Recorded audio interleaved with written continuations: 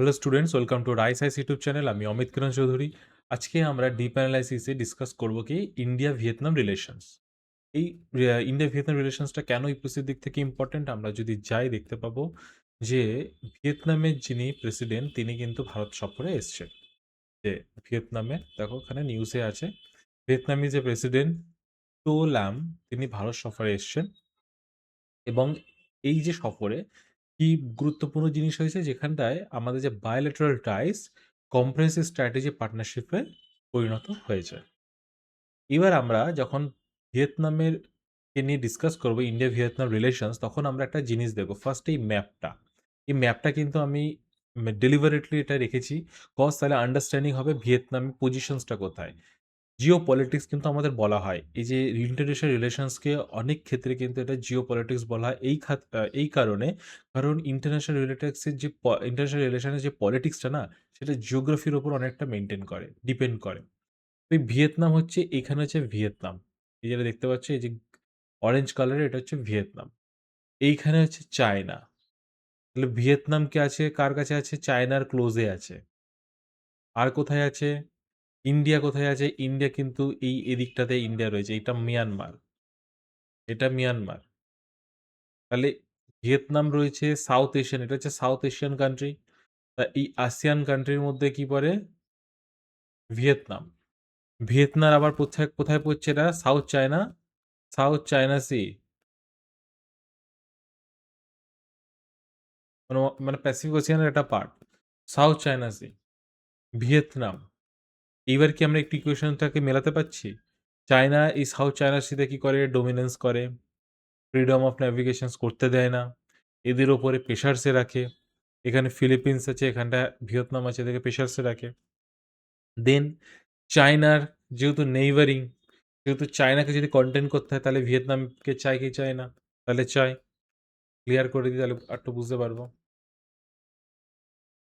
তাহলে আমরা যদি চায়নাকে কাউন্টার করতে চাই তাহলে ভিয়েতনামকে যদি আমরা ক্লোজে রাখি, যেমন পাকিস্তানকে চায়না ক্লোজে রেখেছে, সেরকম যদি রাখি তাহলে চায়নাকে কাউন্টার হবে।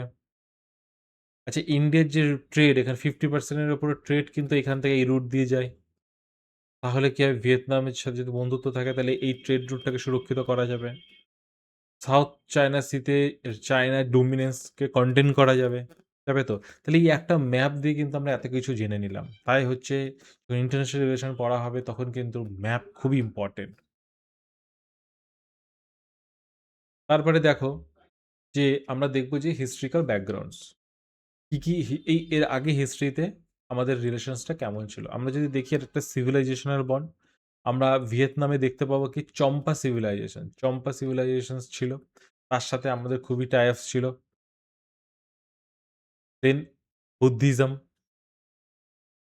আমরা জানি বুদ্ধিজম ভিয়েতনামে বুদ্ধিজমে রিলিজিয়ান বেশি।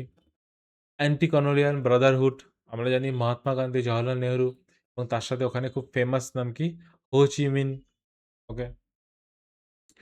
দেন international commission for supervision and control, এটা একটা ইন্টারন্যাশনাল সুপারভিশন হয়েছিল ভিয়েতনামে। আহ, তো এখানটায় ইন্ডিয়া কিন্তু তার হেড করেছিল। Then integration of Vietnam as a pillar is look east policy. আমাদের 1991-এ আমরা জানি যে আমাদের লো ইস্ট পলিসি হয়েছিল। লো ইস্ট পলিসির আন্ডারে যে আসিয়ান কান্ট্রিগুলো ছিল, মানে আমাদের যে ইস্টের কান্ট্রিগুলো, মিয়ানমার, থাইল্যান্ড, ভিয়েতনাম, সিঙ্গাপুর, এদিকে ইস্ট এশিয়ান কান্ট্রি যেমন জাপান, সাউথ কোরিয়া, এদের সাথে আমাদের সম্পর্ক আমরা স্ট্রেনদেন করার কথা ছিল। সেটা হচ্ছে লুক ইস্ট পলিসি। এবং আফটার এখন কি সেটা কি আছে যে অ্যাক্ট ইস্ট পলিসি। তো এটার যে মেইন যে পার্টনার সে হচ্ছে ভিয়েতনাম।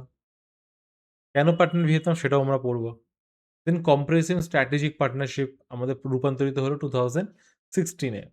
অ্যান্ড সব থেকে একটা খুবই মজাদার জিনিস যেটা আমরা নিউজে দেখতে পাই, যেটা ক্যাপাসিটি বিল্ডিং। আমরা আগে তাদের ক্যাপাসিটি বিল্ডিং করতাম, যেমন তাদেরকে ট্রেনিং দেওয়া, তাদের যে পার্সোনাল আছে, আর্ম ফোর্সেস আছে, মিলিটারি আছে, তাদেরকে ট্রেনিং দিতাম।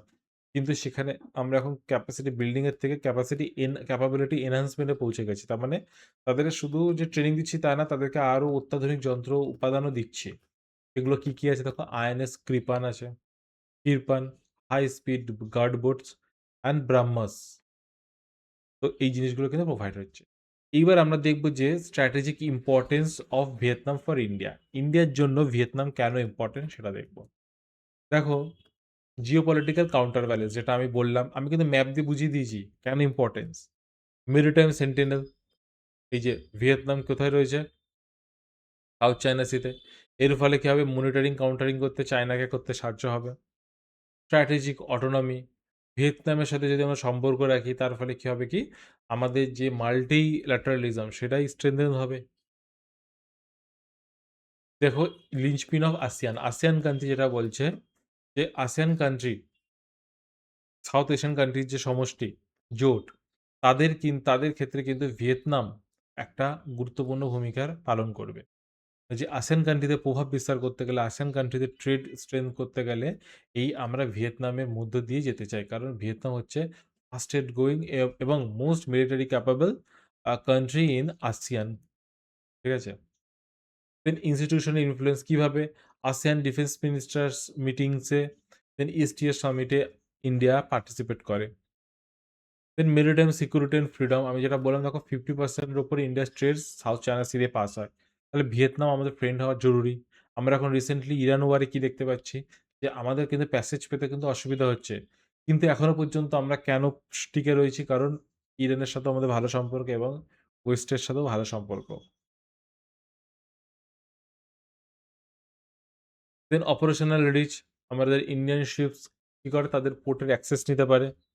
ওখানে এখান থেকে যদি ওখানে গিয়ে কোনো অপারেশন করতে হয়, এবং আমরাও কি করি? তাদেরকে সাপোর্ট করি ইন্ডিয়ান ওশিয়ানে। Energy security and blue economy কি আছে? আমরা জানি ওএনজিসি বিদেশ, তারা ওখানটা অয়েল অ্যান্ড গ্যাস এক্সপ্লোরেশন করছে। ডিফেন্স ইন্ডাস্ট্রিয়াল পার্টনারশিপ, এটা সবথেকে মোট ইম্পর্টেন্ট জিনিস।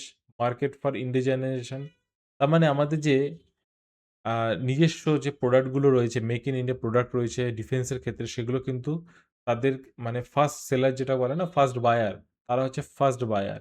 যেটা কি ব্রহ্মোস, আকাশ মিসাইল, এগুলো কিন্তু আমরা তাদেরকে সেল করছি। এমআরও হাবটা কি? মেইনটেন্যান্স যেটা হাব হয় সেটা হচ্ছে এমআরও হাব। এই এমআরও হাবটা কেন দরকার? কারণ হচ্ছে রাশিয়ার, আমরা দুজনেই, ভিয়েতনাম এবং ইন্ডিয়ার দুজনেই রাশিয়ার মিলিটারি ইকুইপমেন্ট ইউজ করি। এবং যেহেতু ইন্ডিয়া অনেক বড় কান্ট্রি, অনেক বড় মিলিটারি, তো আমাদের কাছে সেই সব যন্ত্রপাতি প্রচুর স্টক রয়েছে এবং সেগুলো রিপেয়ারেরও ফেসিলিটিও রয়েছে। তার ফলে যেমন সুখোই 30 এমকেআই ভিয়েতনামে ইউজ করে। তো সেটার কিন্তু যে সার্ভিস কিন্তু ভারত প্রোভাইড করে। Economic diversification, China plus one, আমরা জানি যে চায়নার থেকে কিন্তু আমরা এই জিনিসগুলো যেমন ক্রিটিক্যাল মিনারেল প্রসেস ডিপেন্ডেন্ট, সেগুলো কিন্তু কমাচ্ছি। এবার দেখবো কি pillars of India Vietnam defence cooperation. India Vietnam কোঅপারেশনের মধ্যে মেইন হচ্ছে ডিফেন্স। দ্যাটস ওয়াই ডিফেন্সটাকে আমি কিন্তু আলাদা করে রেখেছি, যাতে কোনোদিনও যদি ডিরেক্ট কোশ্চেনও আসে তাহলে যাতে প্রবলেম না হয়।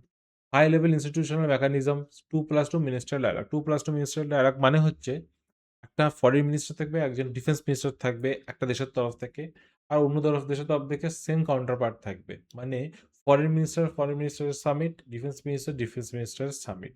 তো এই high level meeting. Defence industrial cooperation and procurement, আমরা কোঅপারেশন করব এবং সেগুলোকে প্রকিউর করব। যেমন BrahMos supersonic missile, petrol vessel, high speed boats, এগুলো। Maintenance, repair and overhaul, MRO support, আমরা সুভোই 30 ফাইটার জেটসকে দিচ্ছি, কিলো ক্লাস সাবমেরিনকে দিচ্ছি। Maritime security and information sharing, কি বলছে যে আমরা ফ্রিডম অফ নেভিগেশনকে দুটো বেশি মানি এবং সেই হিসাবে কিন্তু আমরা অনেক ইনফরমেশনও শেয়ার করি। ডিফেন্স লাইন অফ ক্রেডিট, কি বলছে যে 500 million defence line of credit to Vietnam, with 300 million already identified for specific projects. Human resources and training, দেখো আর্মি, নেভি অ্যান্ড এয়ারফোর্সে the include specialise training, UN peacekeeping operations, আমরা সেটাও করি, training provide করি। এইবার দেখবো যে কী challenges আছে। দেখো, চায়না ফ্যাক্টর তো রয়েছে, কারণ কি চায়না নেইবার এবং ভিয়েতনামের লার্জেস্ট ট্রেডিং পার্টনার হচ্ছে চায়না। এর ফলে কি হচ্ছে কি, কোনো না কোনো দিক থেকে সে ব্যালেন্সিং করার চেষ্টা করছে। কোনো না কোনো দিক থেকে সে চায়নার সাথেও একটা সঠিক মানে গভীর সম্পর্ক তৈরি করছে, এবং সেটা কিন্তু ইন্ডিয়ার ক্ষেত্রে ফিউচারে চ্যালেঞ্জেস হতে পারে।